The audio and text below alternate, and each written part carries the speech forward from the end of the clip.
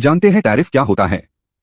Tariff एक प्रकार का टैक्स होता है जो किसी देश द्वारा दूसरे देश से इंपोर्ट या एक्सपोर्ट किए गए सामानों पर लगाया जाता है। आमतौर पर यह टैक्स इंपोर्ट वस्तुओं पर लगाया जाता है, जिससे विदेशी सामान महंगा हो जाता है और घरेलू उत्पादों को कंपटीशन में बढ़त मिलती है। टैरिफ के प्रकार। Ad valorem tariff. यह टैरिफ उत्पाद के मूल्य का एक निश्चित प्रतिशत होता है, जैसे 10%। Specific tariff. स्पेसिफिक टैरिफ यह प्रति यूनिट पर एक निश्चित राशि होती है, जैसे प्रति किलो 50 रुपए। Reciprocal tariff. रेसिप्रोकल टैरिफ यह तब लगाया जाता है जब कोई देश दूसरे देश द्वारा लगाए गए टैरिफ के जवाब में समान टैक्स लगाता है। टैरिफ लगाने के उद्देश्य घरेलू उद्योगों की सुरक्षा, विदेशी उत्पादों को महंगा बनाकर घरेलू उत्पादों को कंपटीशन में बढ़त देना है। सरकारी राजस्व में वृद्धि। टैरिफ से सरकार को अतिरिक्त आय प्राप्त होती है। व्यापार घाटा कम करना। अत्यधिक इंपोर्ट को नियंत्रित करके व्यापार संतुलन बनाए रखना। राजनीतिक या कूटनीतिक दबाव। कभी कभी टैरिफ का उपयोग अन्य देशों पर दबाव बनाने के लिए किया जाता है।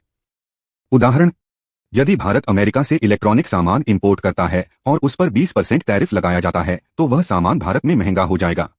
इससे भारतीय उपभोक्ता घरेलू उत्पादों को प्राथमिकता दे सकते हैं, जिससे स्थानीय उद्योगों को फायदा मिलेगा।